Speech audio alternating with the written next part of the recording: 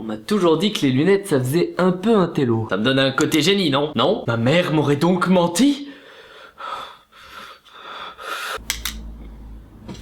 Non, les génies, ça invente des trucs qui n'existent pas encore, hein, je précise. On aura toujours des idées d'invention plein la tête qui pourront jamais sortir finalement. Et ben certains ont eu des idées loufoques et les ont transformées en réalité. Et ben voici quelques exemples du génie qui peut sommeiller en chacun d'entre vous.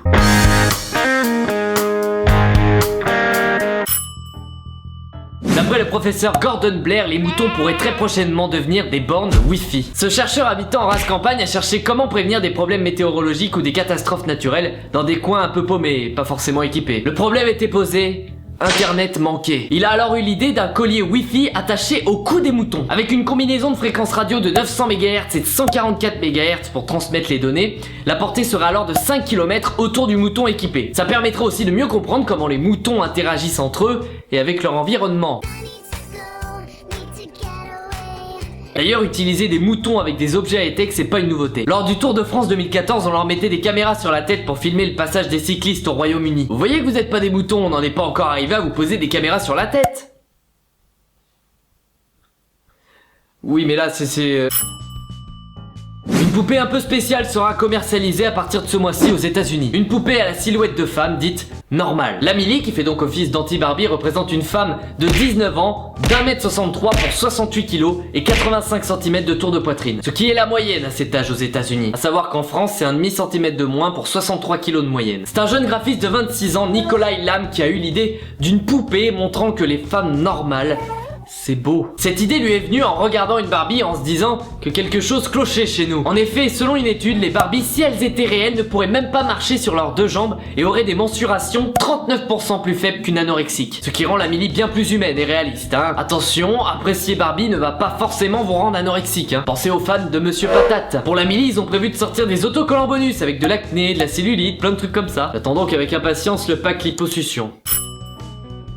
En ce moment, on parle d'une vague assez sévère d'antisémitisme un peu partout en France et dans le monde. Et bien dans le rire, une association vient de créer l'Antisémitox, un médicament contre l'antisémitisme. Il s'agit en fait d'une blague de la communauté juive européenne afin d'apaiser un peu les tensions du moment. Ce médicament est indiqué en cas d'apparition des premiers symptômes, insultes, jurons, comportements agressifs, délire révisionniste, etc. Dans la boîte, il y a en fait 3 bonbons au miel censés apaiser les paroles à l'apparition des premiers symptômes. Et un autocollant symbolisant un patch sur lequel on peut lire le slogan de l'association. Mais sur fond de rigolade, les chiffres parlent tout bas. 16% des Français, selon un sondage fiable, pensent qu'il y a un complot sioniste à l'échelle mondiale. Et seulement 23% des Français pensent que l'antisémitisme est une idéologie raciste. En 1966, 51% des Français pensaient qu'il y avait, sans faire de distinction, trop d'étrangers sur le territoire français. En 2014, ce chiffre est tombé à 40%. Après, vous en faites ce que vous voulez, hein. En tout cas, vous pouvez bel et bien acheter ces antisémitox sur leur site internet pour 5 €. Allez, encore un tout petit effort et le respect et l'égalité seront gratuits. Croisons les doigts.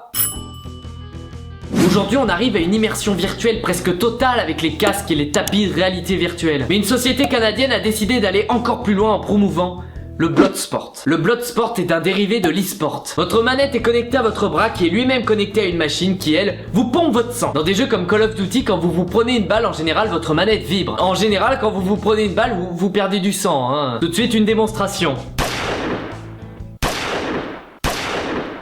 Vous voyez, le tout de la machine est donc de rendre la perte de sang réaliste. Le but c'est de savoir qui décède le premier. Round 1, fight! En fait, le but c'est de promouvoir le don du sang chez les plus jeunes avec des compétitions réglementées et bien encadrées. La machine s'arrêtant dès que le maximum pouvant être donné sans danger par l'organisme est donné. Sachant qu'on ne peut donner que 13% de son volume sanguin circulant. Une campagne Kickstarter était d'ailleurs en cours, mais elle a été suspendue sans qu'aucune raison ne soit donnée. Mystère.